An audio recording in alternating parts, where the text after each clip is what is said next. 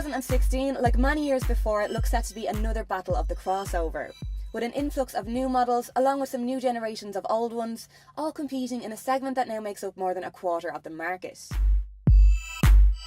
The Kia Sportage has been a hugely successful contender so far and was one of the first to really put a chink in the Qashqai's armour, particularly in its last generation, which first arrived in 2010 and wowed us all with its stylish design and bold tiger nose grille. So it would have been very easy for Kia to stick to their winning formula, add a few bells and whistles here and there and call it a new model. Which is why it's quite refreshing to see that this new Sportage has actually had quite a dramatic redesign, particularly up front with a much more aggressive face and some striking high-mounted headlamps not dissimilar to the Porsche Macan. The rear has also seen major changes, with the rounded look of the previous model replaced again by more angular lines and headlights to create a more imposing car all round. So does that mean it's here to conquer? Well, while it might look quite different, it still managed to hold on to all the major factors that made it so popular to begin with, one of those being value for money when it comes to equipment. Now, I like talking about Kia trim levels because they're simple and generous from the ground up.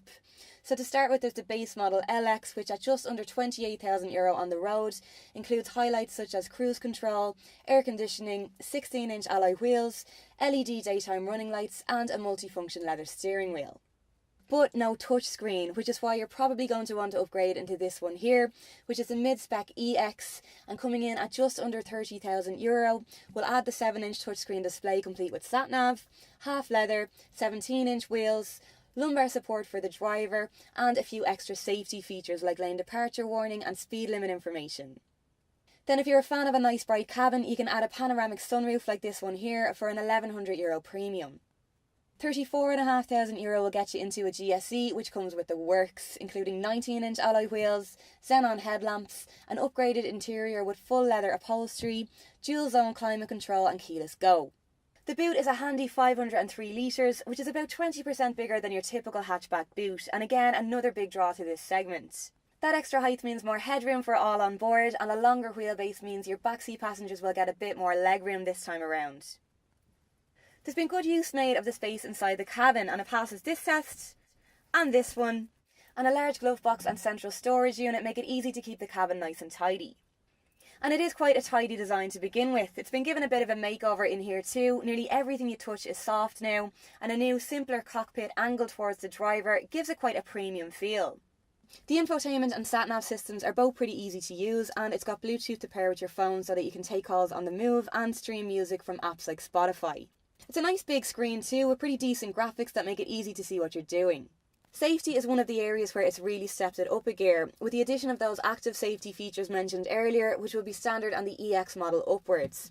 But even without all that, it's still pretty well equipped, with 6 airbags, hill start assist, downhill braking control and ISOFIX fittings for child seats, which all helped it score the maximum 5 stars on the NCAP crash test. There's 2 engines to choose from. There's this 1.7 litre diesel with a 6-speed manual gearbox and 115 brake horsepower, or the larger 2 litre diesel with 136 brake horsepower, but it's only available in 4-wheel drive and so will start at about €35,000. For the majority of crossover drivers though, this will be the one to go for. It's the same engine as before but has been tweaked to improve fuel economy so that it now stands at 61 miles to the gallon, and a reduction in CO2 emissions to just 119 grams a kilometre means it drops in road tax from €280 to just €200 a year. Sound insulation has been improved so that it's quieter in the cabin, and suspension upgrades make it that bit more comfortable on bad roads.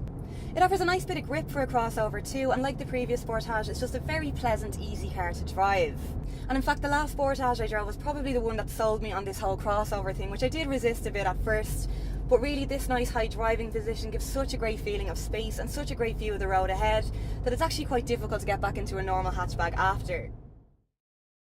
So what can this offer that its many other competitors can't? Well, there's that 7-year warranty for a start, which will also help preserve its resale value. Then alongside that generous specification is going to be a major unique selling point for this car.